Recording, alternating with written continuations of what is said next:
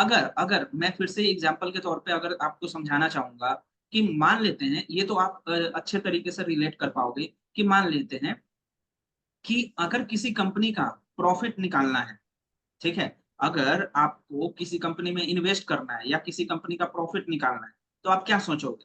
मतलब अगर अगर नॉर्मल स्टॉक मार्केट के टर्म में समझो कि आपको किसी कंपनी में इन्वेस्ट करना है, तो आप क्या देखोगे कि आप ईयर वाइज आप क्या देखोगे?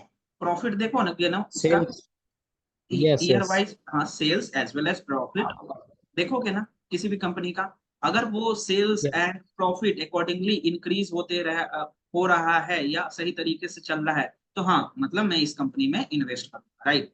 तो आप सोचो कि अगर ईयर वाइज, अगर मैं ईयर को इधर रखूं, ओके, ईयर को इधर रखूं और मैं क्या करूं, प्रॉफिट को इधर रखूं, या मैं ईयर को इधर रखूं और प्रॉफिट को इधर रखूं, अगर प्रॉफिट बढ़ते जा रहा है ईयर के अकॉर्डिंगली, तो ये एक लीनियर रिग्रेशन के तरीके से फॉर्म हो रहा है कि नहीं, लीनियर लाइन की तरीके से फॉर्म हो रहा है, राइट। ये लीनियर राइट। लाइन के तरीके से फॉर्म हो रहा है। एंड ये लीनियर लाइन जो होता है वो कैसे हम लोग देखते हैं, ध्यान में रखते हैं, ये जो लाइन होता है ये होता है आपका क्या, एक्चुअल, ये क्या होता है आपका,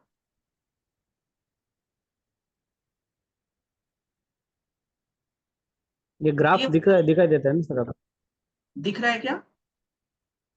यस सर, यस दिख रहा है सर।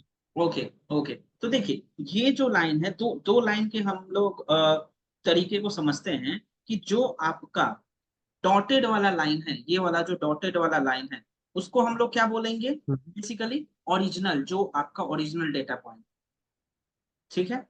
और मतलब ओरिजिनल मतलब क्या, एक्चुअल। और जो ये लाइन, ये वाला जो दिखता है, उसको हम लोग क्या बोलते हैं? प्रिडिक्टेड। तो मैंने क्या बताया था कि इन प्रेडिक्टेड। दोनों के बीच के डिफरेंस को हम लोग क्या बोलते हैं? एरर। समझ में आया? इन दोनों के बीच के डिफरेंस को हम लोग क्या बोलते हैं? एरर बोलते हैं। तो यही चीज मैं आपको समझाने की कोशिश कर रहा हूँ। अगर मैं फिर से एक और एग्जांपल लूं, फिर से, तो देखिए, अगर मैं एग्जाम्पल को मैं समाज में अगर रखूंगा, तो मैंने बोला कि देखिए, मैंने एक्स एक्सिस में रखा, ईयर को मान लेते, ईयर रख दिया, यहाँ पे R&D रखा हुआ है, research and development. Research and development ज्यादा हुआ तो प्रॉफिट ज्यादा हुआ। आप सोच लो, कंपनी में ये भी चीज होता है ना, रिसर्च एंड डेवलपमेंट ज्यादा हो यस सर। गया है तो प्रॉफिट भी ज्यादा हुआ। अगर रिसर्च एंड डेवलपमेंट ज्यादा हो गया, प्रॉफिट कम हो गया, तो हम लोग नहीं फॉलो अप करेंगे ना। तो ये राइट वाला सर। जो आपका था वो एक्चुअल पॉइंट्स था, राइट। और ये वाला जो लाइन आपको दिख रहा है वो प्रिडिक्टेड वाला है।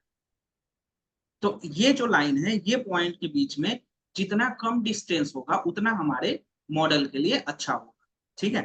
तो हम लोगों ने क्या देखा था, पहले भी मैंने आपको एक्सप्लेन किया था, कि जब भी आप आगे मशीन लर्निंग पढ़ोगे, तो आपको क्या करना होगा? बेसिकली आपको दो टर्मिनोलॉजी आपको ध्यान रखना होगा, क्या? Independent variable and dependent variable. जैसे ही मैंने आपको डेटा साइंस पढ़ाया था उसके अकॉर्डिंगली अगर मैं आपको बताऊं, तो क्या यस देखना सर। होगा आपको?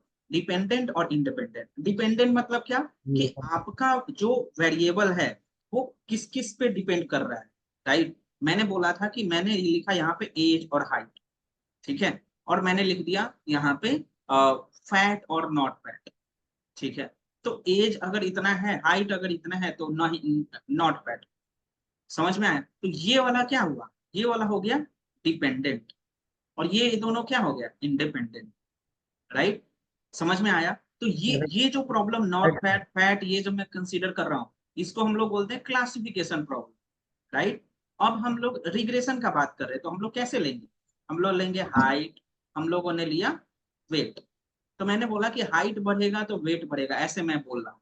मतलब मैंने लिखा कि हाइट 5.5 है, ठीक है, तो वेट मान लेते हैं 70 kg है। हाइट अगर 6 फीट है, तो वेट मान लेते हैं 80 kg। तो आप देख रहे हो लीनियरली बढ़ रहा है कि नहीं बढ़ रहा है?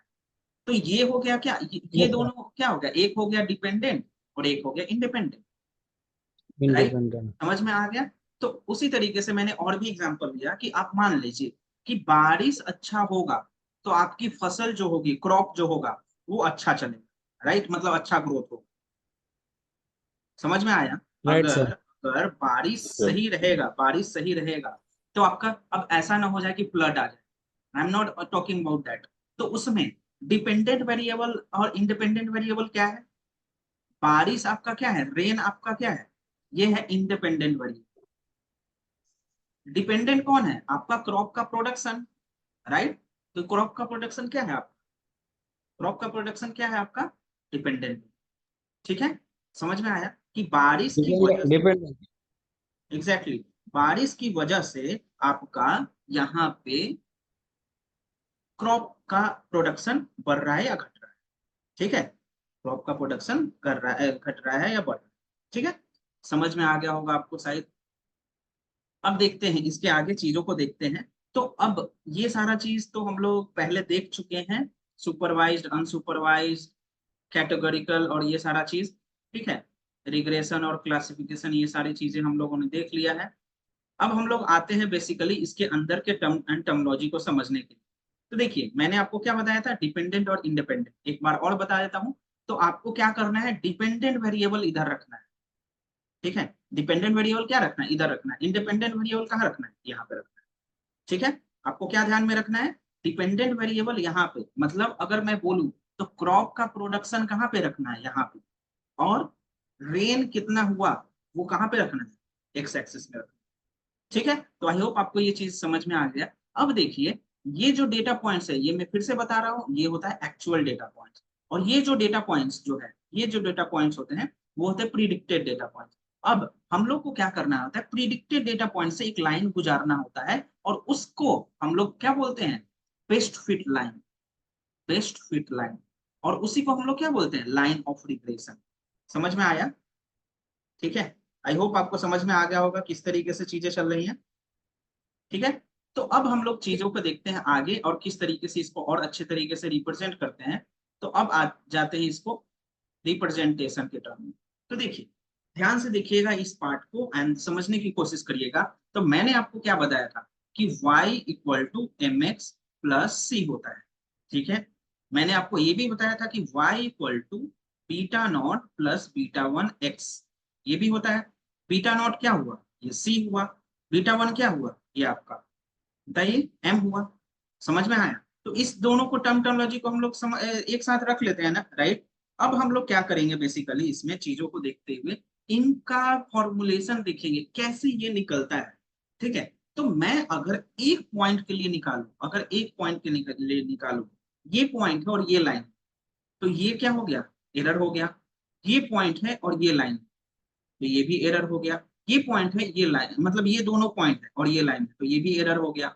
तो इसका एक और एडवांसमेंट आ जाता है कि हर एक पॉइंट के लिए, हर एक पॉइंट के लिए कुछ ना कुछ एरर है ना, आप मानते हो ना? हर एक पॉइंट के लिए कुछ ना कुछ एरर होगा, राइट? अब उस एरर को हम यस। लोग क्या बोलते हैं, ईटा वन, इसको बोलते हैं ईटा। और एप्सिलॉन बोल सकते हैं, एप्सिलॉन। ठीक है, इसको एप्सिलॉन उल्टा ही बोल देना, एप्स। तो देखिए अगर मैं किसी एक पॉइंट का निकालू, मैं एक पॉइंट का निकालू, देख ले ये सारा वेरिएबल आप देख लीजिएगा।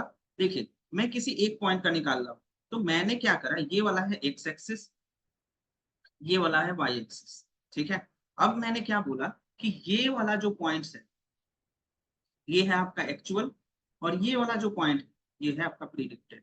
एक्चुअल को आप ऑब्जर्व भी बोलते हो और इसको प्रिडिक्टेड बोलते हो। ठीक है, अब देखिएगा ध्यान से, इन इस पॉइंट से इस पॉइंट की डिस्टेंस को हम लोगों ने क्या बोला, एप्सिलॉन आई। मतलब क्या, एरर। मैंने क्या बोला, इसको एरर बोला। समझ में आया? इस पॉइंट से इस पॉइंट के बीच में। देखिए अब मैंने क्या बोला यहाँ पे, किस इस वाले वैल्यू को, इस वाले वैल्यू को और इस वाले वैल्यू को हम लोग क्या बोलेंगे, हम लोग अगर एक पॉइंट के लिए निकाल लें, इसको हम लोग बोल देते हैं ये वाला पॉइंट, ये वाला पॉइंट, ये वाला पॉइंट और ये वाला पॉइंट। देखिएगा ध्यान से यहाँ के बीच को हम लोग क्या बोलेंगे, इंटरसेप्ट, जिसको सी बोलते हैं, जिसको बीटा नॉट बोलते हैं। ठीक है, स्लोप जो निकालना है, स्लोप कैसे निकालते हैं आपको पता है, ये y by x, y by क्या करते हैं एक्स। तो स्लोप को क्या लिया मैंने, बीटा वन। बीटा वन क्यों, क्योंकि एक्स आई के लिए निकाल रहा हूं। ठीक है, तो आपका स्लोप क्या हो जाएगा, एक्स आई। समझ में आया? तो आप टर्मोलॉजी को समझिए कि वाई आई क्या हुआ, beta naught plus beta one x one plus epsilon. अब इसी को अगर मैं दूसरे पॉइंट के लिए निकालूं, तो आपको मैं आगे बता दे रहा हूं कि अगर मैं ये वाला जो पॉइंट दिख रहा है आपको, ये वाला जो पॉइंट दिख रहा है, अगर मैं इसके लिए निकालू, इस वाले के लिए, इस वाले के लिए, तो फिर क्या होगा, y i equal to beta naught plus beta 2 x2 plus epsilon 2। मैं इस पॉइंट के लिए निकालू, इस पॉइंट के लिए, ठीक है।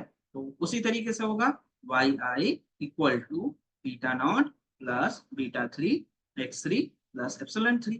समझ में आया? तो ये पॉइंट आपका इस तरीके से ये लाइन बना। अब जो सबसे कम एरर देगा, अगर मैं इन इन सभी को ऐड करूं, एरर को ऐड करूं, जो सबसे कम एरर देगा उसको हम लोग को क्या करना है, उसी को हम लोग को बेस्ट फिट लाइन करना है। मैंने बोला कि ये वाला लाइन सबसे कम एरर दे रहा है, तो इसको सेलेक्ट करना है, ऐसे ऐसे ऐसे ऐसे ऐसे वाले लाइन में। किसको सेलेक्ट करना है? इस वाले पॉइंट को सेलेक्ट करना है। क्यों? क्योंकि ये जो प्रिडिक्टेड पॉइंट है और जो एक्चुअल पॉइंट है, इन दोनों के बीच में सबसे कम एरर। ठीक है, तो आपको यही कंसीडर करना होगा। तो देखिए इस तरीके से आपकी चीजें बनती हैं। तो आपको मैंने सिंपल लीनियर रिग्रेशन बताया कि एक एक इंडिपेंडेंट वेरिएबल और एक डिपेंडेंट वेरिएबल। अब अगर एक डिपेंडेंट वेरिएबल है एंड मल्टीपल इंडिपेंडेंट वेरिएबल है, तो हम लोग क्या करेंगे? मल्टीपल लीनियर रिग्रेशन यूज करेंगे। क्या यूज करेंगे?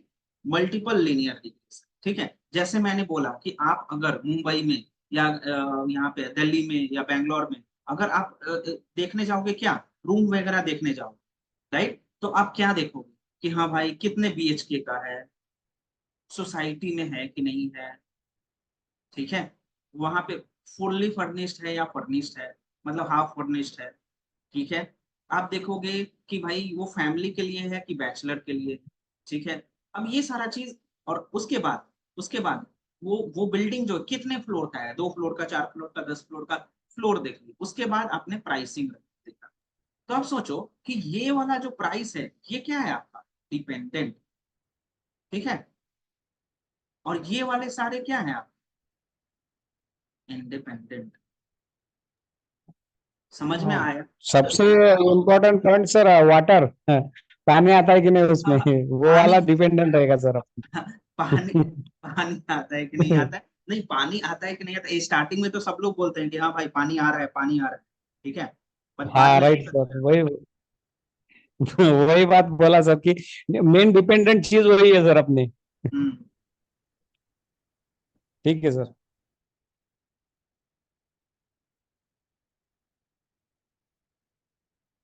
समझ में आया नितिन? Yes sir. ओके।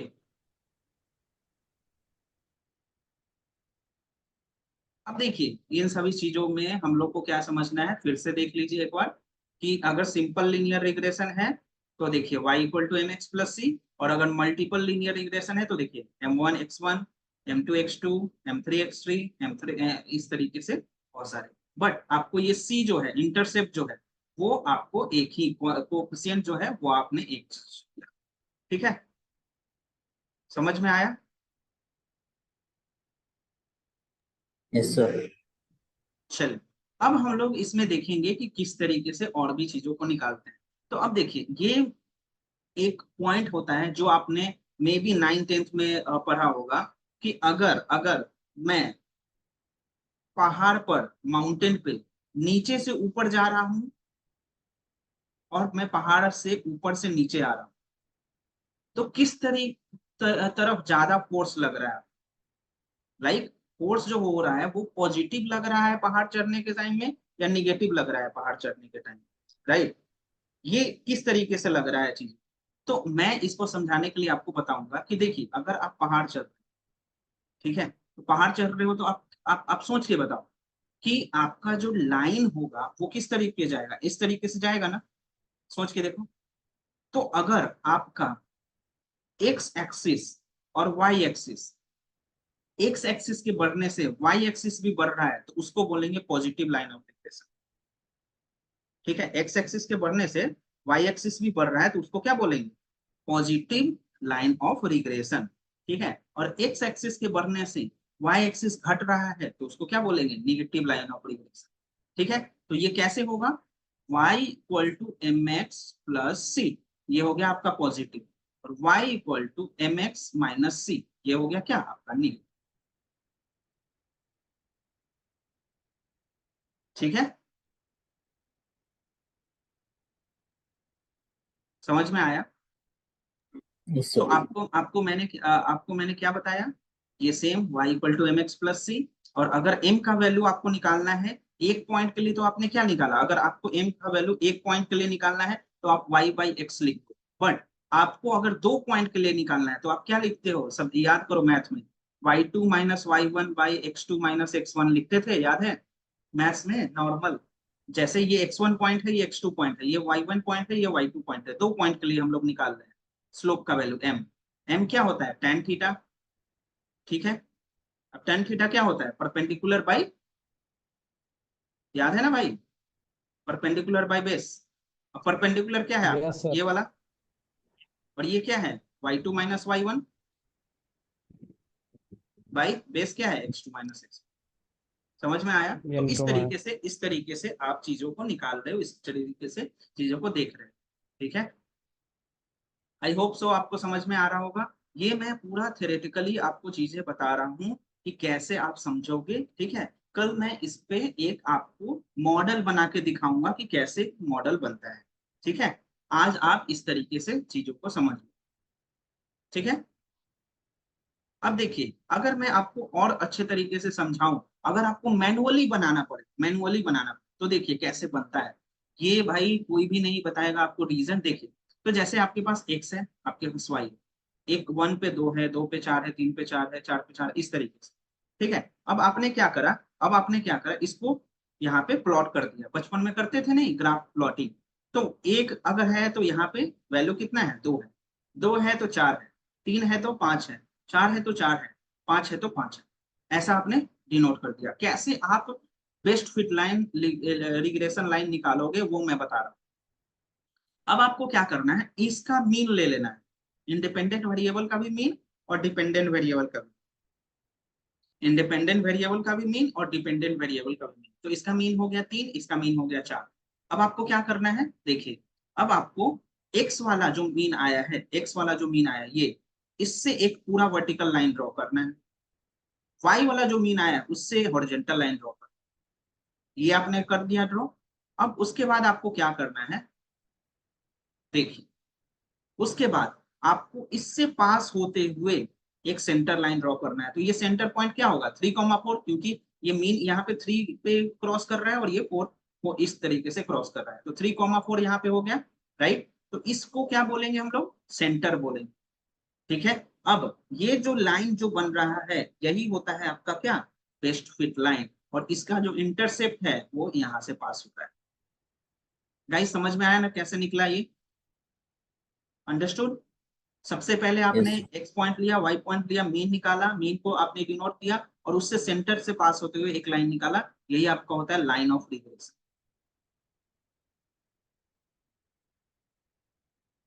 क्या होता है आपका, लाइन ऑफ रिग्रेशन होता है, yes, line of prediction. No progression. ठीक है। आपको इस तरीके से चीजों को समझना पड़ेगा। अब देखिए, अब आपको क्या करना है, दो चीजों का ध्यान रखना है आपको, actual point and predicted point, actual point and predicted point. अब उसका इक्वेशन क्या होता है, y equal to m x plus c, इसका भी होता है y equal to m x plus c. बस यही ये क्या होता है, ये होता है x एक्चुअल, y एक्चुअल, ये क्या होता है y प्रिडिक्टेड और x प्रिडिक्टेड, राइट। अब मेरे पास जो पॉइंट था उसमें बस चीजों को ध्यान रखना है कैसे क्या निकलना है। तो यहाँ पे देखिए y equal to m x plus c. अब देखिए m का वैल्यू यहाँ पे 0.6 दिया हुआ है, c का वैल्यू 2.2 दिया हुआ है, ठीक है। तो आप सोच के देखो कि y का वैल्यू आप प्रिडिक्टेड नहीं निकाल दोगे, सोच के देखो, y प्रिडिक्टेड आपको निकालना है, एक्चुअल आपको पता है, अगर एक्चुअल वैल्यू आपका y का क्या है, 1 है। अगर एक्चुअल वैल्यू y का, देखिए, अगर x इक्वल टू 1 है तो y इक्वल टू क्या है, 2 है। तो ये क्या है आपका एक्चुअल, ये क्या है आपका एक्चुअल, समझ गए। तो मुझे एक्चुअल। प्रिडिक्टेड निकालना है, प्रिडिक्टेड निकालना है। तो देखिए एम एक्स प्लस सी। अब देखिए एम का वैल्यू क्या है 0.6, एम एक्स का वैल्यू क्या है यहाँ पे 1, प्लस सी का वैल्यू क्या है 2.2, तो कितना आ गया 2.8। तो अगर y का वैल्यू 2 है एक्चुअल में, तो प्रिडिक्टेड में कितना है 2.8, ठीक है। फिर से मैं बताता हूँ, देखिए, अगर अगर x की वैल्यू 2 है, x की वैल्यू 2 है, ठीक है, तो y की वैल्यू क्या है 4, तो ये क्या है आपका एक्चुअल। प्रिडिक्टेड कैसे निकालोगे, y equal to m x plus c. m की वैल्यू क्या है 0.6, x की वैल्यू क्या है 2.2, तो कितना हो गया बताइए 3.4। तो अगर y इक्वल टू 4 है एक्चुअल, तो प्रिडिक्टेड कितना हुआ 3.4। उसी तरीके से आपने सारे पॉइंट्स को निकाला। आपने क्या किया, सारे पॉइंट्स को, सर ये एरर का भी फार्मूला रहेगा क्या इसमें? क्या क्या, एरर का फार्मूला आपने बोला था ना, एक्चुअल हाँ हाँ, वैल्यू एरर और error predicted error value. Error का फॉर्मूला रहेगा, एरर का फॉर्मूला अभी मैं आगे बताऊंगा, एरर का फॉर्मूला रहेगा।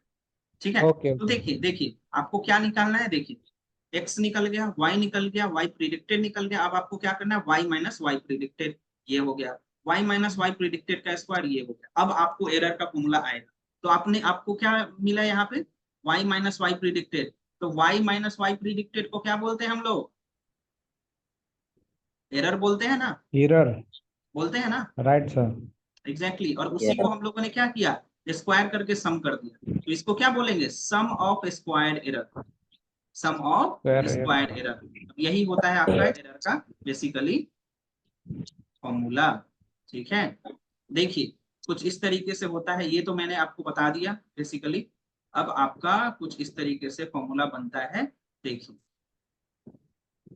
तो आपका एरर क्या होता है, एरर आपका y माइनस वाई प्रिडिक्टेड, ठीक है, एक्चुअल माइनस प्रिडिक्टेड। अब इसमें जो होता है, आपको ये पैरामीटर ध्यान रखना होता है, मीन स्क्वायर्ड एरर। आपको क्या ध्यान रखना आता है, mean square error. Mean square error मतलब क्या, अभी जो निकालना है आपने, y actual minus y predicted का square divided by n, summation i equal to 1 से n। समझ में आया, इसको क्या बोलेंगे, मीन स्क्वायर। अब आपको मैं बोल दूं कि मीन एब्सोल्यूट एरर, ये क्या होता है आपका, तो ये होता है आपका mod mod y actual minus y predicted, ठीक है, डिवाइडेड बाय n। समझ में आया। अब आपका रूट मीन स्क्वायर एरर एक होता है, तो इसका मतलब क्या होगा, समेशन i इक्वल टू 1 से n x, मतलब y actual minus y predicted, इसका स्क्वायर डिवाइडेड बाय n, इसका अंडर रूट।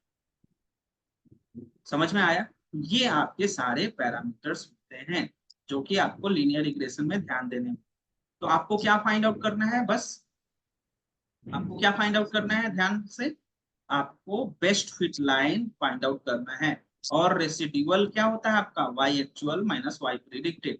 आपको क्या करना होता है, मीन स्क्वायर एरर। अब आप देखो, हर एक पॉइंट्स का वैल्यू निकाल के आप क्या कर रहे हो, सम कर रहे हो, और उसको कितने पॉइंट्स है उससे डिवाइड, तो आपका ये वाला वैल्यू भी कम होना चाहिए। ठीक है, फिर से मैं बता रहा हूं, अगर आपको linear regression model find out करना है, देखना है, तो आपको एरर का जो वैल्यू है वो आपको कम रखना पड़ेगा। एरर का जो वैल्यू है वो क्या रखना होगा, कम रखना पड़ेगा। और आपको एक्यूरेसी जो है, एक्यूरेसी का मैं फॉर्मूला आपको नेक्स्ट क्लास में बताऊंगा, वो ज्यादा रखना पड़ेगा। ठीक है, कभी भी आप सोचो, कभी भी आप चाहते हो कि आप जो प्रोडक्ट बना रहे हो उस पर आपको प्रॉफिट हो, बट आपने जो प्रोडक्ट बनाया वो बहुत ज्यादा वेस्ट हो रहा है। आप चाहते हो कि वेस्ट हो जाए, नहीं चाहते हो ना, तो वेस्ट जितना ज्यादा कम हो और आपका प्रोडक्ट से जो प्रॉफिट हो रहा है वो जितना ज्यादा अच्छा हो, तब तो आपकी कंपनी के लिए अच्छा होगा, राइट। समझ में आया।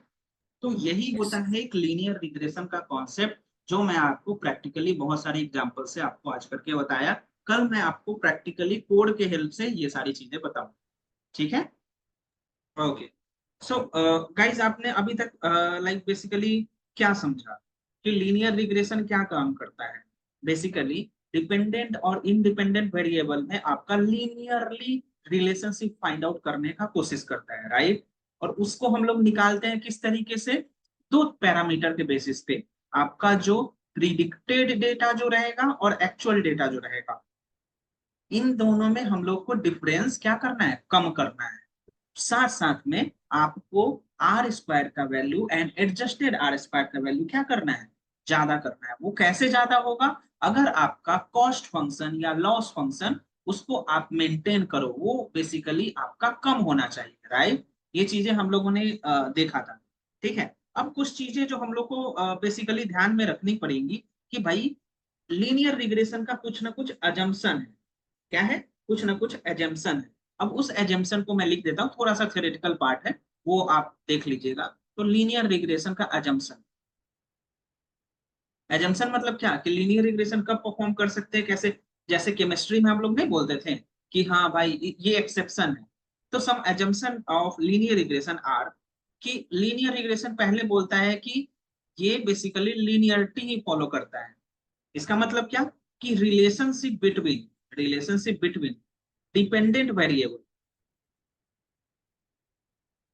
And independent variable should be linear. अब सोच के बताइए, क्या रियल लाइफ में सबका रिलेशनशिप, मतलब एक डेटा का दूसरे डेटा के साथ रिलेशनशिप लीनियर रहता है क्या? जरूरी नहीं है ना, वो क्वाड्रेटिक भी हो सकता है, स्क्वायर भी हो सकता है, अंडर रूट भी हो सकता है, राइट। तो कभी कभी हम लोग नहीं बोलते हैं A is directly proportional to B, तो ये एक लीनियर रिग्रेशन हो गया। लेकिन मैं ऐसे बोलूंगा A is directly proportional to square of B, A is directly proportional to under root of B, तो क्या ये लीनियर रिलेशनशिप है? नहीं ना, ये वाला है लीनियर रिलेशनशिप, राइट। तो पहला प्रॉपर्टी जो लीनियर रिग्रेशन बोलता है कि एज्यूम करो कि जो आपका डिपेंडेंट वेरिएबल है एंड इंडिपेंडेंट वेरिएबल है, उन दोनों में लीनियर रिलेशनशिप फॉलो अप होता है, ठीक है। अब देखिए दूसरा है इंडिपेंडेंस। इंडिपेंडेंस का मतलब क्या कि एक वेरिएबल, लाइक जो भी ऑब्जर्वेशन है, जो भी आपका वेरिएबल है, यहाँ पे वेरिएबल मतलब क्या मैं बोल रहा हूँ, कॉलम, ठीक है। ऑब्जर्वेशन जो भी आप ऑब्जर्व कर रहे हो, जो भी आपके पास कॉलम है, कॉलम 1, कॉलम 2, कॉलम 3, कॉलम 4, ये सारे इंडिपेंडेंट है। अब इंडिपेंडेंट आपको पता है इंडिपेंडेंट क्या होता है, मतलब इन सभी का आपस में कोई भी रिलेशनशिप नहीं है, राइट।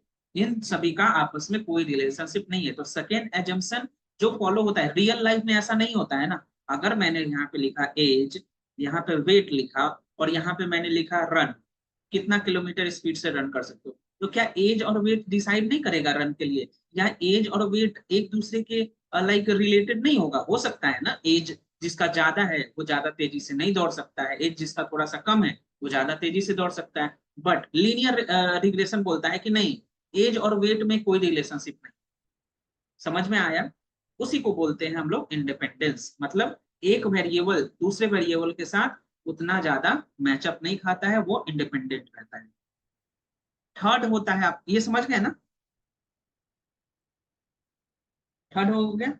अब देखिए मतलब थर्ड बेसिकली बताता है, एक टर्म आता है होमोस्टैटिसिटी, होमोस्टैटिसिटी।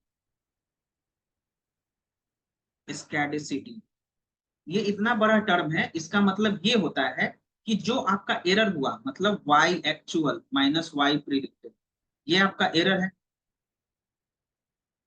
ठीक है। ये बोलता है कि जो एरर आया ना हर एक पॉइंट के लिए, एरर जो आया, मान लेते ये फर्स्ट पॉइंट है, ये सेकेंड पॉइंट है, ये थर्ड पॉइंट है, ये फोर्थ पॉइंट है, ये एरर जो आ रहा है, ये बोलता है कि भैया एरर जो भी आ रहा है आपका, वो उसका वेरिएंस जो होगा वो कांस्टेंट होगा, उसका वेरिएंस जो होगा वो कांस्टेंट होगा। मतलब क्या होमोस्टैटिसिटी क्या बोलता है लीनियर रिग्रेशन के लिए, कि एरर टर्म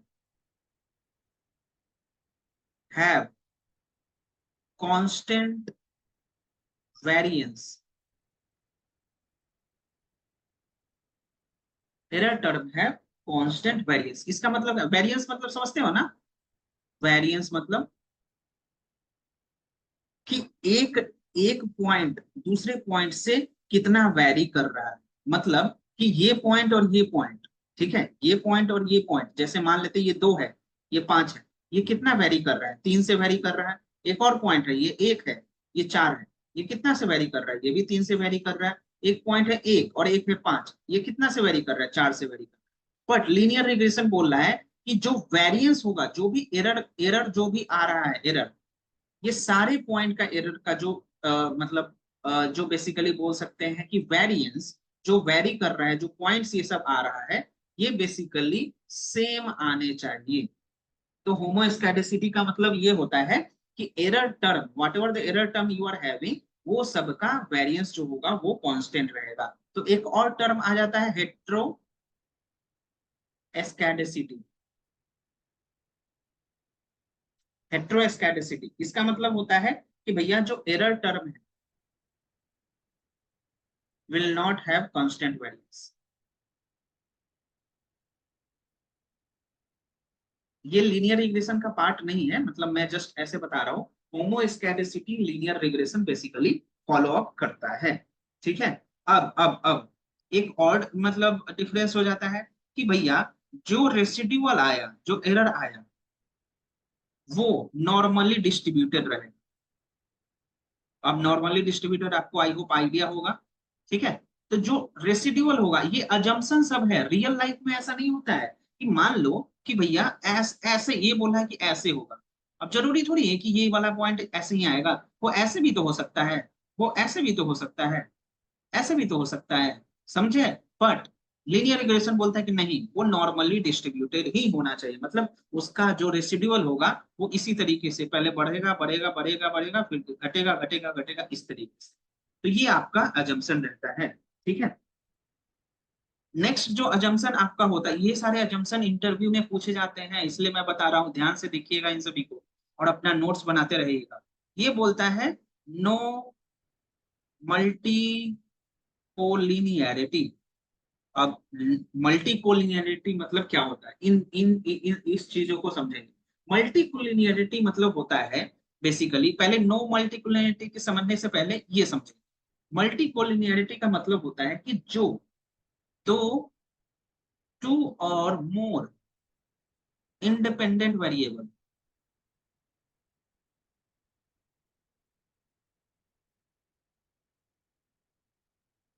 टू और more independent variable are highly correlated to each other, उसको बोलते हैं हम लोग मल्टीकोलिनियरिटी। मतलब क्या कि जो आपका इंडिपेंडेंट वेरिएबल, मतलब column 1 and column 2 and column 3, ये हो सकता है आपके डेटा में कि कॉलम 1 एंड कॉलम 2 में बी सिमिलर हो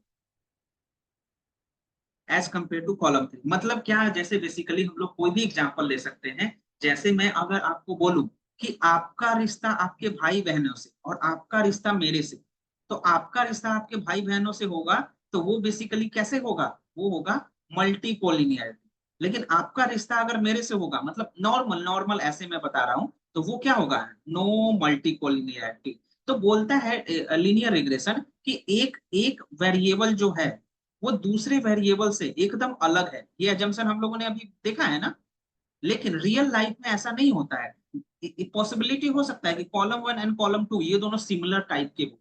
ये क्या हो, सिमिलर टाइप के हो। अगर ये सिमिलर टाइप के है तो इसमें हो जाता है मल्टी कोलिनियरिटी। तो हम लोग को क्या करना रहता है, इस मल्टी कोलिनियरिटी को हटाना रहता है, हम लोग को इसको हटाना रहता है। समझ में आया। तो हम लोग को क्या करना रहेगा, we need to remove this multicollinearity. Why? Because इसके वजह से आपका एक्यूरेसी में थोड़ा सा ना थोड़ा डिक्लाइन। ठीक है, समझ में आया।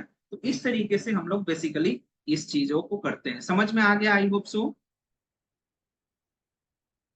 ठीक है। अब ये सारे अजम्पशन है आपके, इन सभी को ध्यान में रखिएगा। अब जो मल्टी कोलिनियरिटी होता है, मतलब वो बोल रहा है कि लीनियर रिग्रेशन में नहीं होता है। अब मैं आपको बता देता हूँ कि मल्टी कोलिनियरिटी अगर आपको निकालना है, चेक करना है, तो एक टर्म होता है VIF। इसको बोलते हैं वेरिएंस इन्फ्लुएंस फैक्टर। ये होता है वेरिएंस इन्फ्लुएंस फैक्टर। ये क्या मेजर करता है, ये it is basically representation of one, उस वेरिएबल का नाम मान लेते हैं x, one variable against another variable. ठीक है। ये रिप्रेजेंटेशन है एक वेरिएबल का दूसरे वेरिएबल के साथ। तो इसका फॉर्मूला आपका होता है वेरिएंस इन्फ्लुएंस फैक्टर का VIF equal to 1/1 minus R square. अब आर स्क्वायर आपको पता है ना, आर स्क्वायर का फॉर्मूला क्या होता है, कल मैंने आपको बताया था। तो ये आपका होता है वेरिएंस इन्फ्लुएंस फैक्टर। तो अगर अगर VIF का वैल्यू अगर मोर देन 10 हो, तो इसका मतलब है आपका डेटा जो होगा वो हाईली कोरिलेटेड होगा, हाईली कोरिलेटेड। और इसका मतलब क्या होगा, मल्टी कोलिनियरिटी बहुत ज्यादा होगा। और अगर अगर आपका variance influence factor less than 10 होगा, तो आपका डेटा मल्टी कोलिनियरिटी नहीं। समझ में आया? तो ये दो टर्म आपको ध्यान से रखने होंगे, ठीक है। तो जो अजम्पशन मैंने बोला उसको आप क्या मान लोगे, वो है आपका डिसएडवांटेज ऑफ लीनियर रिग्रेशन। जो आपका एजम्पशन है वो है आपका डिसएडवांटेज। अब मैं इसको एडवांटेज में बता देता हूं। एडवांटेज क्या हो सकता है? एडवांटेज ये है कि ये सिंपल है, सिंप्लिसिटी, इजी टू अंडरस्टैंड है, easy to understand and implement, ठीक है। सेकेंड आपका होता है इसका लाइक स्मॉलर डेटा सेट पे अच्छा काम कर लेता है with higher accuracy.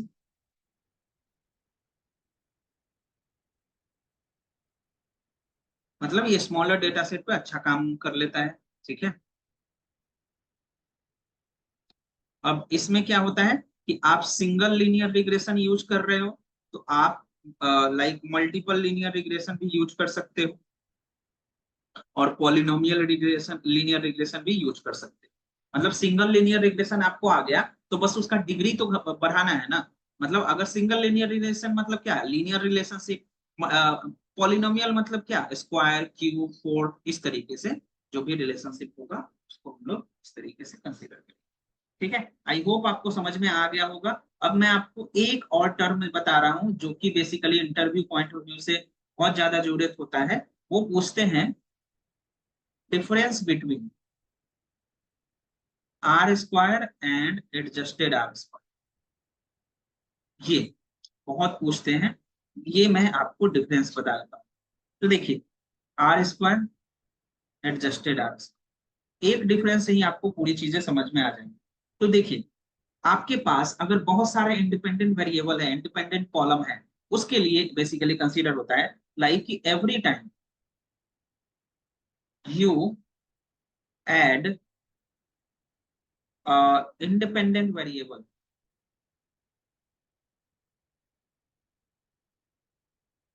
To model, then अब वो इंडिपेंडेंट वेरिएबल रिलेटेड है या नहीं है, तब भी क्या होगा, देन आर स्क्वायर इंक्रीजेस। मतलब आपने इंडिपेंडेंट वेरिएबल ऐड किया, अब उसका रिलेशन, उसकी वजह से आपका डिपेंडेंट वेरिएबल अफेक्ट हो रहा है या नहीं हो रहा है, कोई मतलब नहीं है, फिर भी आर स्क्वायर का वैल्यू बढ़ जाएगा। Even if, even if independent variable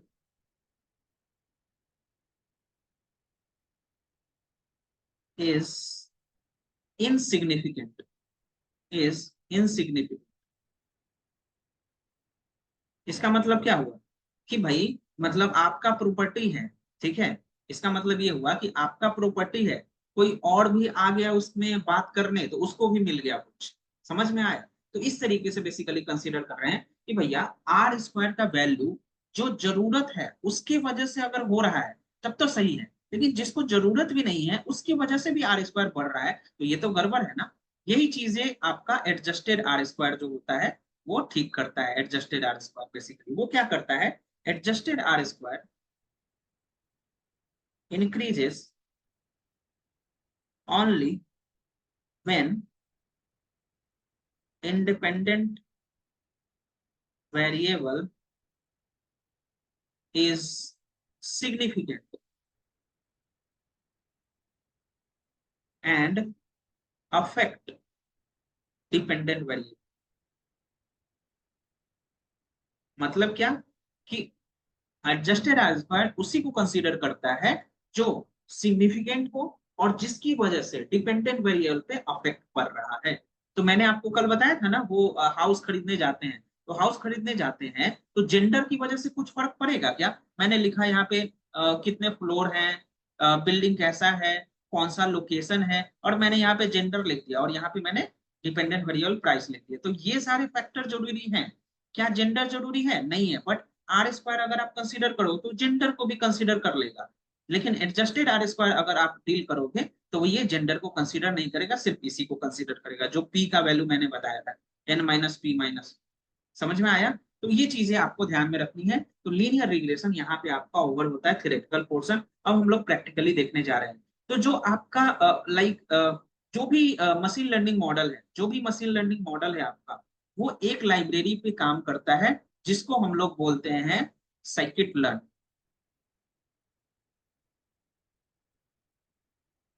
इसको हम लोग एसके लर्न भी बोलते हैं। ठीक है, जितने भी मशीन लर्निंग मॉडल है आपके, वो बेसिकली इसी पे काम करते हैं। तो मैं इसका थोड़ा सा डॉक्यूमेंटेशन आपको दिखा देता हूं कि ये साइकिट लर्न होता क्या है, एंड देन हम लोग इसके फर्दर स्टडी करेंगे। बताइए, थियोरेटिकल पोर्शन समझ में आया? इतने सारे क्लासेस में मैंने आपको बताया। ठीक है, आई होप आपको समझ में आ गया होगा। तो देखिए, साइकिट लर्न का एक इस तरीके से आपका बना रहता है, जितने भी आपके लाइब्रेरीज हैं उसका एक ना एक डॉक्यूमेंटेशन बना हुआ रहता है। ठीक है, इस डॉक्यूमेंटेशन की हेल्प से आप बेसिक आइडिया, इंटरनेट क्यों नहीं चल रहा? हाँ, इसके हेल्प से आप बेसिक आइडिया ले सकते हो कि क्या चलता है, साइकिट लर्न क्या होता है, इसको कहाँ कहाँ यूज कर सकते हैं, क्लासिफिकेशन में कैसे यूज कर सकते हैं, रिग्रेशन में कैसे यूज कर सकते हैं, अनसुपरवाइज्ड मशीन लर्निंग क्लस्टरिंग में कैसे यूज कर सकते हैं। इन सभी को देखिए, बहुत अच्छे से समझाया हुआ है। ठीक है, अगर कोई बिगनर रहता है, तो जैसे आपको ये रिग्रेशन समझना है तो रिग्रेशन पे क्लिक करिए। ठीक है, अब रिग्रेशन पे बेसिकली ये सारी चीजें समझाया जाएगा। देखिए, ये सारा चीज मैं समझाऊंगा आपको, ये सारा मोस्टली चीजें मैंने समझा दिया है, कुछ कुछ टर्मिनोलॉजी आपको जब मॉडल में समझाऊंगा उस समय देखिए। ठीक है, तो देखिए, जिसको भी समझना है, इतने बहुत डिफरेंट डिफरेंट तरीके से हम लोग इसको यूज कर सकते हैं। अब इसी में किसी को भी देख लेना है आपको। मान लेते हैं कि आप यहाँ पे कोई भी लीनियर रिग्रेशन या लीनियर मॉडल या जो भी आप देखना चाहते हो, आप यहाँ पे क्लिक करिए, आप देख सकते हो।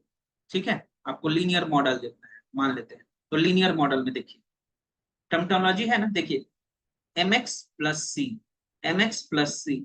अब आप इसको पूरा अच्छे तरीके से स्टार्टिंग से लेकर लास्ट तक इसको देख सकते हैं। देखिए, from scalar import linear model dot linear model, इस तरीके छोटे छोटे एग्जांपल्स, इसको आप देखना, इसको एग्जीक्यूट करना, वो चीजें आपको दिखाएंगे। ठीक है, देखिए ऐसे छोटे छोटे फॉर्म, ये कैसे हो रहा है, एक एक छोटा छोटा एग्जांपल लेके वो बताएगा। कोफिशिएंट किसको कहते हैं, इंटरसेप्ट किसको कहते हैं, कैसे कैसे चीजें होती हैं, ये सारा एग्जांपल से आप समझ सकते हो। ठीक है, ये बस बेसिक अंडरस्टैंडिंग आइडिया लेने के लिए कि कैसे हम लोग ये डॉक्यूमेंटेशन इजीली अवेलेबल रहता है, आप इसको यूज करके चूज कर सकते हो। ठीक है, तो अब हम लोग आते हैं जो बेसिकली मैं आज कराने जा रहा हूं, अपना लीनियर रिग्रेशन मॉडल। ठीक है, तो अब मैं स्टार्ट करता हूं बेसिकली आज के हिसाब से जो भी प्रोजेक्ट्स का कंसीडरेशन है। तो अभी तक आपने हर एक मतलब हर एक कोर्स में एक एक प्रोजेक्ट पढ़ा था, राइट? बट आपका जो बेसिकली जितने भी मशीन लर्निंग मॉडल रहेंगे, सब में आपके प्रोजेक्ट बनेंगे। लीनियर रिग्रेशन में एक प्रोजेक्ट, लॉजिस्टिक में एक प्रोजेक्ट, डिसीजन ट्री में एक प्रोजेक्ट, जितने भी मॉडल है सब में एक एक प्रोजेक्ट रहेंगे। तो आपका जितना भी मॉडल रहेगा, इसमें मशीन लर्निंग में कम से कम एटलीस्ट मैं बताऊं आपको तो 8 से 9 प्रोजेक्ट रहेंगे। ठीक है, तो स्टार्ट करते हैं। सबसे पहले मैंने आपको जैसे बताया था कि आपको अगर डेटा साइंस या डेटा एनालिटिक्स या जो भी प्रॉब्लम आपको दिया जाए, सबसे पहले आपको उसका बिजनेस अंडरस्टैंडिंग रहना चाहिए, राइट? अगर आपको बिजनेस का समझ नहीं रहेगा, आपको काम करने के लिए बोल दिया जाएगा, तो क्या आप काम सही तरीके से करोगे? नहीं करोगे। मान लो आप ज्वेलरी की ही दुकान पे एज ए डेटा एनालिस्ट लग गए, अब वो ज्वेलरी का आपको आइडिया ही नहीं है कैसे क्या होता है, कैसे ज्वेलरी में आप 100, मान लेते हैं कि आप एक लोग परचून की दुकान पे बैठ गया, किराना का स्टोर, और एक है ज्वेलरी का स्टोर। अब देखो, परचून की दुकान में 1 kg का उतना ज्यादा वैल्यू नहीं रहता है, ज्वेलरी में 1 kg का कितना वैल्यू होता है, यहाँ तो ग्राम ग्राम का वैल्यू रहता है। तो आपको माइन्यूटली इसमें डील करना पड़ेगा, इसके बिजनेस को समझना पड़ेगा, और इसके लिए आपको इसके बिजनेस को समझना पड़ेगा। इसमें है 1000 kg, 10,000 kg, 500 kg, something like that. तो हर एक बिजनेस का अलग अलग प्रॉब्लम स्टेटमेंट होता है, हर एक बिजनेस का अलग अलग बिजनेस प्रॉब्लम होता है। तो हम लोग क्या कर रहे हैं, एक मेरे पास कार का डेटा है, ठीक है। अब कार के डेटा में आपको क्या, हम लोग बेसिकली क्या कंसीडर करते हैं, कौन सा मॉडल है, उसका माइलेज कितना है, कैसे चलता है, कितना उसका लाइक इंजन का बिल्ड कैपेसिटी कितना है, कितने दिन पे हम लोग को उसका सर्विसिंग करवाना है, समथिंग लाइक दैट। तो हम लोग आज कार के बेसिकली एक छोटा सा डेटा सेट है, उसको हम लोग डील करने जा रहे हैं, ठीक है। तो मैंने क्या करा, अब आपका जो भी पाइथन के आपके नॉलेज है वो सारे यहाँ पे चेक होने जा रहे हैं। तो देखिए इस तरीके से बेसिकली सबसे पहले नंपाई, पांडास, मैटप्लॉटली, और ये वाला जो होता है बेसिकली परसेंटेज मैटप्लॉटली इनलाइन, ये बेसिकली क्या करता है, आपके चार्ट को एक लाइन में रखता है। आप इसको यूज करना चाहो तो, नहीं यूज करना चाहो तो हटा सकते हो। सी बॉन्ड, देखिए ये चारों आपने पढ़ रखा है। अब देखिए यहाँ पे आपको from scaler dot model selection क्या कर रहा है, from scale learn dot model selection. अब ये सारी चीजें आपको प्रैक्टिस से आएगी, ये सारी चीजें आपको क्या आएगी, प्रैक्टिस से। अगर मैं इसका शॉर्टकट थोड़ा बहुत आपको बताऊं, अगर मैं इसका शॉर्टकट थोड़ा बहुत बताऊं तो आपको ऐसे लिखना है, जैसे फ्रॉम एसके लिख दीजिए, एसके लिखा, टैब प्रेस कर दीजिए। देखिए टैब जैसे ही प्रेस करा, ये आपको हिंट दे देगा कि क्या यूज करना है, एसके लर्न यूज करना है, ठीक है। अब आपको मॉडल को सिलेक्ट करना है, तो आप डॉट लिखिए, MO लिख दीजिए, टैब प्रेस करिए। टैब जैसे ही आप प्रेस करोगे आपको मॉडल सिलेक्शन का आ जाएगा ऑप्शन, आप सिलेक्ट कर लो। आपको कुछ भी याद नहीं करना, बट यूज करने आना चाहिए। पहली बार आपको इंपोर्ट, अब इसमें इंपोर्ट करना है आपको क्या, ट्रेन टेस्ट स्प्लिट आपको करना है, तो TR लिख दीजिए, टैब प्रेस कर दीजिए, आपको ट्रेन टेस्ट स्प्लिट करके बेसिकली दे देगा। देखिए ऑटोमेटिक फिलअप हो गया, ठीक है। अब दूसरा देखिए, फ्रॉम, इसमें कोड्स बहुत बड़े होते हैं तो आपको उतना ज्यादा टेंशन नहीं लेना है, बस समझना है। स्केलन हो गया, अब मैं लीनियर रिग्रेशन कर रहा हूं तो लीनियर मॉडल मुझे चाहिए, तो मैंने LI लिखा, देखिए लीनियर मॉडल हो गया, ठीक है। इंपोर्ट, सॉरी कैपिटल हो गया यहाँ पे, इंपोर्ट क्या कर रहे हैं, लीनियर, तो L कैपिटल लिखिए, I। अब देखिए जैसे ही करोगे लीनियर रिग्रेशन हो गया, इसको चला देना है। समझ में आया, तो ये बेसिकली आपको लीनियर रिग्रेशन में यूज करना है। और मैंने आपको ट्रेन टेस्ट क्यों कराया, क्योंकि कल मैंने आपको बताया था कि जब भी हम लोग मशीन लर्निंग मॉडल पे काम करेंगे तो आपको सारा डेटा को नहीं रखना है, आपको कुछ डेटा बचा कर रखना है टेस्ट डेटा के लिए, एंड कुछ डेटा पे आपको काम करना है, राइट। तो हम लोग training data and test data दोनों पे काम करते हैं। पहले हम लोग ट्रेनिंग डेटा पे समझाते हैं मशीन को, और टेस्ट डेटा पे चेक करते हैं। तो हम लोगों ने इस लाइब्रेरी को इंपोर्ट कर लिया, ठीक है। और आपको पता है, अब ये मेरे पास डेटा है ऑटो का, ये आपको पता है कैसे रीड हुआ, मैंने पाइथन में आपको बता रखा है। पांडास की हेल्प से आपने इसको रीड कर लिया। दो तरीके से रीड कर सकते हो, आइदर आप यहाँ पे इसको अपलोड कर दो, ठीक है, आइदर आप यहाँ पे इसको अपलोड कर दो, और नहीं तो आप क्या करो, आप डायरेक्टली अपने सिस्टम के फाइल से इसको ले आ सकते हो। फिर मैंने इसको चेक किया सेव क्या है, तो आपने देखा कि सेव इसका 398 रोज एंड 9 कॉलम है।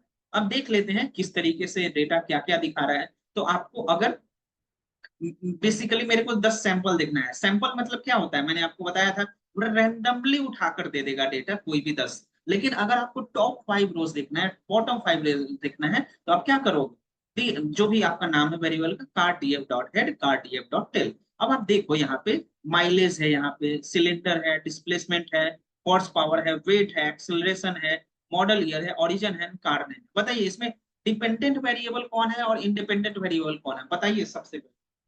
डिपेंडेंट वेरिएबल कौन और इंडिपेंडेंट वेरिएबल कौन,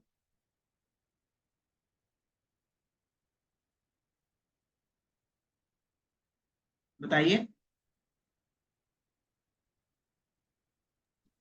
नितिन आप बताइए।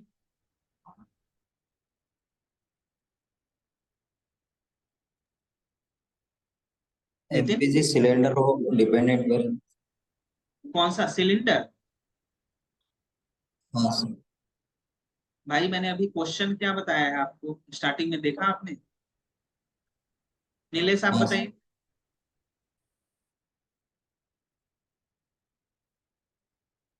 Nilesh, yes sir, yes.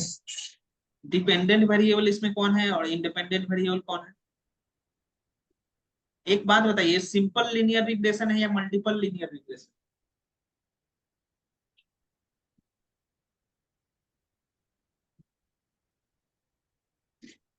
क्या हुआ? मल्टीपल है सर। मल्टीपल है। तो आप बताइए इसमें डिपेंडेंट कौन सा है, इंडिपेंडेंट कौन सा है?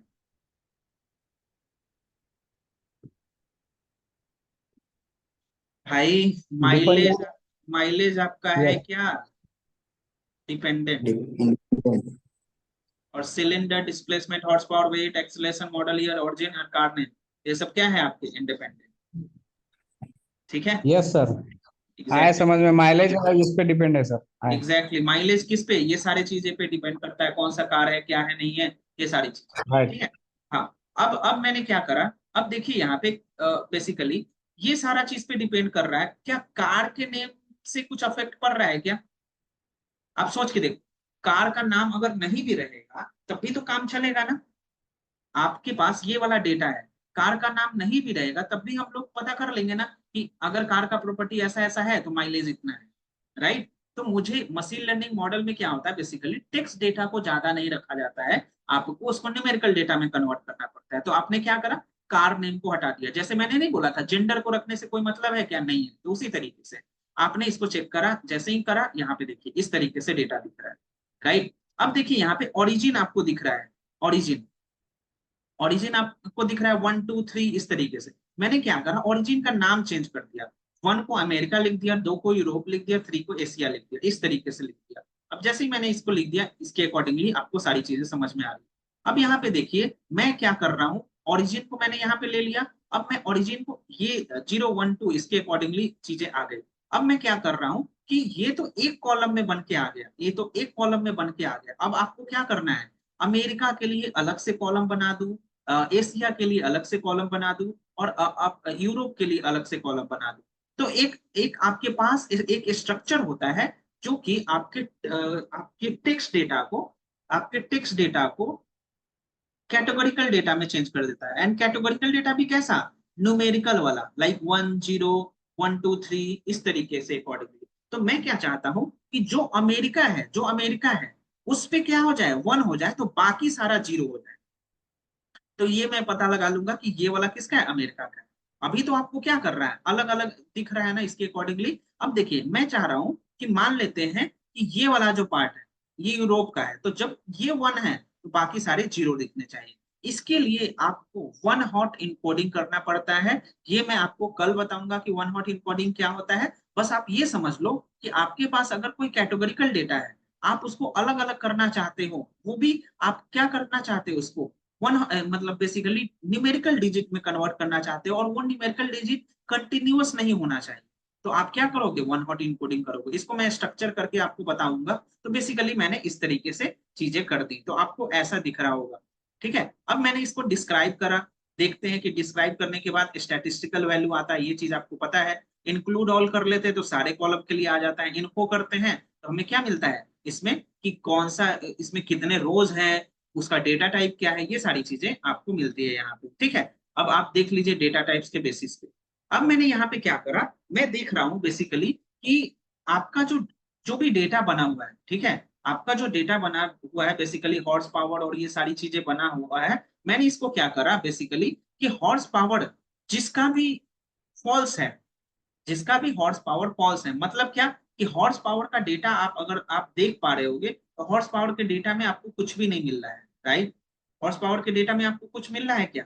नहीं मिल रहा है। अगर आप ऊपर चेक करोगे हॉर्स पावर के डेटा, हॉर्स पावर ये ऑब्जेक्ट है, क्या हॉर्स पावर टेक्स्ट डेटा हो सकता है क्या? हॉर्स पावर टेक्स्ट डेटा हो सकता है क्या? नहीं हो सकता है ना। हॉर्स पावर तो नहीं सर, न्यूमेरिकल नहीं। डेटा, न्यूमेरिकल डेटा होता है। तो मुझे क्या करना है, न्यूमेरिकल डेटा को टेक्स्ट डेटा में कन्वर्ट करना है। इसके लिए आपको ये सिंटेक्स यूज करना होता है, स्ट्रिंग डॉट इज डिजिट। इसको क्या करता है, स्ट्रिंग जो होता है उसको टेक्स्ट में कन्वर्ट कर देता है। अब जहां जहां हॉर्स पावर फॉल्स है उसको उसको दिखा दो। तो हॉर्स पावर देखिए यहाँ पे क्वेश्चन मार्क आ गया। पहले तो वहां पे नंबर दिख रहे थे बट अभी क्वेश्चन मार्क आ गया, क्यों? क्योंकि आपने इसको न्यूमेरिकल डेटा में कन्वर्ट करने की कोशिश की। अब मैं क्या कर रहा हूँ यहाँ पे बेसिकली, ये सब क्या है आपका, कैलकुलेशन है, क्लीनिंग है, डेटा क्लीनिंग। अब मैंने क्या करा, जहां जहां क्वेश्चन मार्क है वहां पे एन से रिप्लेस कर।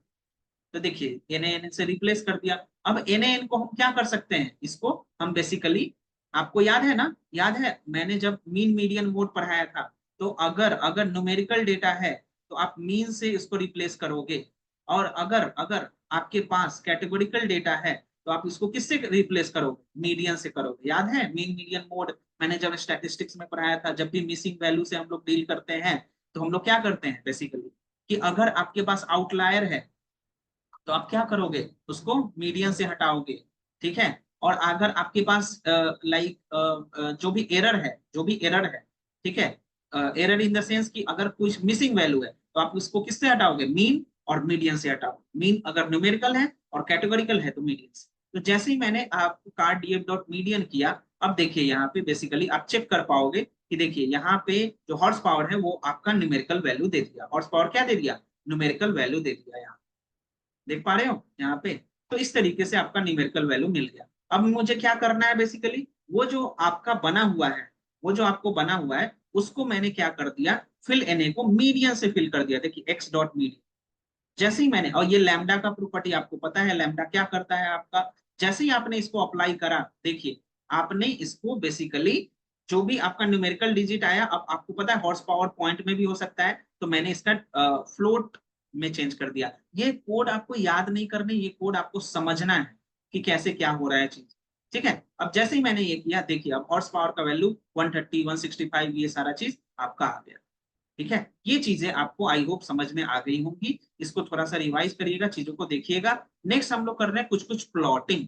तो आप चाहते हो एक ग्राफ में एक, मतलब एक सीट में एक ही ग्राफ को रखना, तो आप बार प्लॉट और पाई चार्ट ये सब चूज कर सकते हो। लेकिन आप चाहते हो कि सारे ग्राफ को एक साथ में कंसीडर करना, सारा कॉलम और सारा रोज आपको इस तरीके से आना के लिए, तो इसके लिए आप यूज करो पेयर प्लॉट। उसमें हम लोगों ने कार का डेटा ले लिया और ये डायगोनल काइंड केडीई ले लिया। मतलब केडीई मतलब स्टैटिस्टिकल टर्म होता है, इस तरीके से आपका रिप्रेजेंट हो रहा है, ठीक है। आप केडीई नहीं भी लोगे तब भी चलेगा, ठीक है।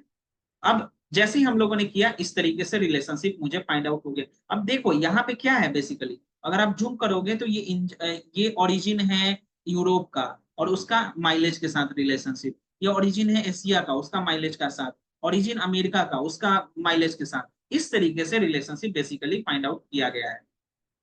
उसके बाद हम लोगों ने क्या करा, अब ये सारा चीज क्लीनिंग वगैरह हो गया। अब मुझे क्या करना है, डिपेंडेंट और इंडिपेंडेंट वेरिएबल को अलग अलग करना है। तो मैंने क्या करा, एक्स वाले में सारे इंडिपेंडेंट को रखा, तो मैंने माइलेज को ड्रॉप कर दिया, ठीक है। एक्स इज इक्वल टू 1 मतलब माइलेज प्रॉपरली ड्रॉप हो गया, इसमें सिर्फ इंडिपेंडेंट है माइलेज को छोड़कर। और वाई में मैंने क्या रखा, सिर्फ माइलेज को रखा, ठीक है। अब मैं क्या कर रहा हूँ, इसको स्प्लिट कर रहा हूँ। एक्स वाला ट्रेन, ये ट्रेन टेस्ट स्प्लिट में, क्योंकि ट्रेनिंग अलग करना है, x train x test, y train y test, train test split जो ऊपर हम लोगों ने यूज करा है। और इसको 70-30 के रेशियो में रखा, तो टेस्ट साइज हम लोगों ने क्या रखा, 30, ठीक है। रैंडम स्टेट मतलब रैंडमली अरेंज करना। उसके बाद मैंने इसको फिट कर दिया लीनियर रिग्रेशन पे, लीनियर रिग्रेशन मैंने मॉडल ले लिया और फिट कर दिया एक्स ट्रेन और वाई ट्रेन। अब जैसे ही मैं इसको चेक कर रहा हूँ, regression model dot score x train और वाई ट्रेन, तो इस पे कितना आ रहा है, 81%, 0.81, ठीक है। लेकिन लेकिन मैं जैसे ही इसको आर स्क्वायर कर रहा हूँ टेस्ट पे, ये ट्रेन पे है, ये टेस्ट पे, तो 84% आ गया। तो बताइए समझ में आया आपको किस तरीके से ये बेसिकली, अगर आप ट्रेन डेटा पे कर रहे हो 81% और टेस्ट डेटा पे 84%, मतलब आपका मॉडल अच्छा तरीके से काम कर रहा है, ठीक है। अब आपको ये लीनियर रिग्रेशन के लिए बेसिकली होगा। अगर आपको पॉलिनोमियल रिग्रेशन के लिए आपको देखना है, तो बस आपको क्या करना है, यहाँ पे डिग्री डिग्री इक्वल टू 2 कर देना है या 3 कर देना है, जो भी चीजें। तो देखिए यहाँ पे from scale under pre processing import polynomial feature, और यहाँ पे लीनियर मॉडल के हेल्प से इसको कर देना है। बेसिकली सारी चीजें इसमें यही रहेगी, बस आपको यहाँ पे प्रिडिक्ट करना है। तो देखिए पॉलिनोमियल लिया तो 90% आ गया, और इसका लिया तो 86% आ गया। तो आपको क्या यहाँ पे पता चला कि अगर आप लीनियर रिग्रेशन पे बेसिकली यूज कर रहे हो ये, तो आपका कम एक्यूरेसी आ रहा है, लेकिन जैसे ही आप पॉलिनोमियल रिग्रेशन यूज कर रहे हो आपका एक्यूरेसी ज्यादा, ठीक है।